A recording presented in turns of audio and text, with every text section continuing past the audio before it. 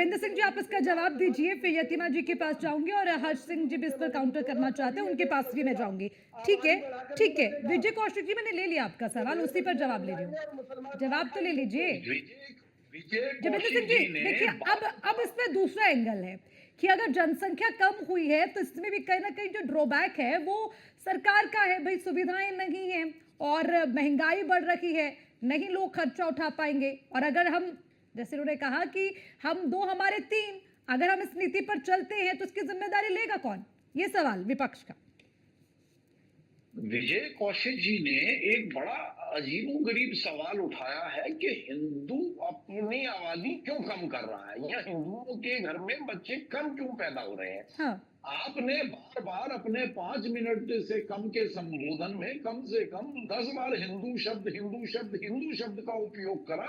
इसका मतलब ये हुआ कि आप हिंदू को टारगेट कर रहे हैं, लेकिन बाकी लोगों के ऊपर महंगाई बेअसर है, बाकी लोगों को रोजगार की चिंता नहीं है, बाकी लोगों के पास सब साधन पहुंच रहे हैं, इसलिए जो है वहां आबादी का कोई इशू नहीं है।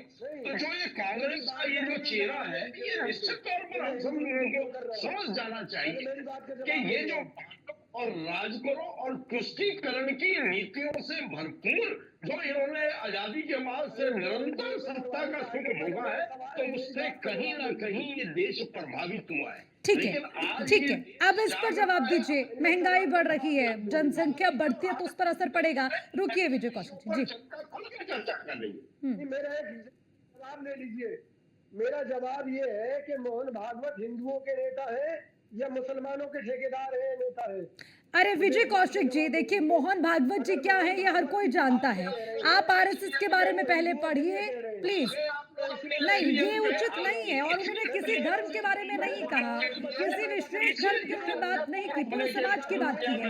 यतिमा जी, यतिमा जी, सरकार ने मुझको मकान। अब रुकिए कौशिक साहब।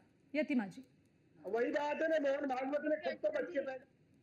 अरे हो गया आपका भाई, आपकी इसलिए आ गई सामने। अब जब समय आएगा तब बोलिएगा। बोलिए यतिमा जी। देखिए अर्चना जी, जो मोहन भागवत जी की चिंता है वो बहुत जायज है। उसका कारण ये है कि हिंदुओं की डेमोग्राफी जो है वो मतलब जो जनसंख्या है वो बहुत तेजी से घट रही है। और जहाँ हम लोग सब बहुत अच्छी तरह से जानते हैं कि जहाँ भी पूरे विश्व में जहाँ भी जिस भी धर्म की आबादी घटी है, फिर वहाँ और इस्लामिक आबादी बढ़ी है, फिर वहाँ इस्लामिक शरिया का कानून लागू हुआ है और वहाँ के लोग अपने रिचुअल्स को फॉलो नहीं कर रहे। भारत में बहुत तेजी से जिन भी प्रदेशों में बीच में नहीं कौशिक साहब, बीच में नहीं, आप रुकिए ना, मैं आऊंगी आपके पास।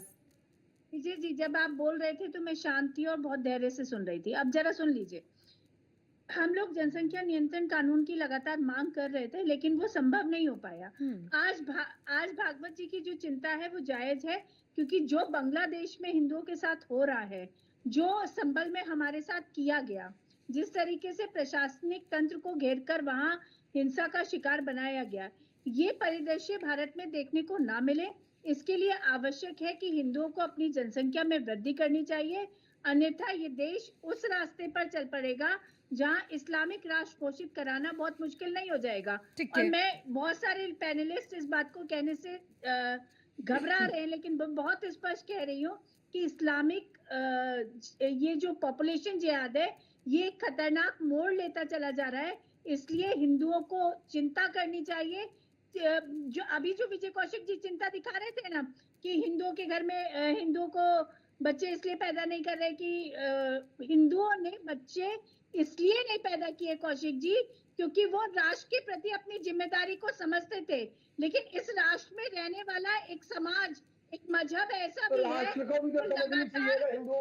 जो लगातार अपनी जनसंख्या वृद्धि सिर्फ इसलिए करता चला गया क्योंकि वो चाहता था कि किसी भी तरीके से पॉपुलेशन जिहाद करके इस राष्ट्र को इस्लामिक राष्ट्र घोषित किया जा सके। और वो आज भी इसी पैटर्न पर है। मुसलमानों को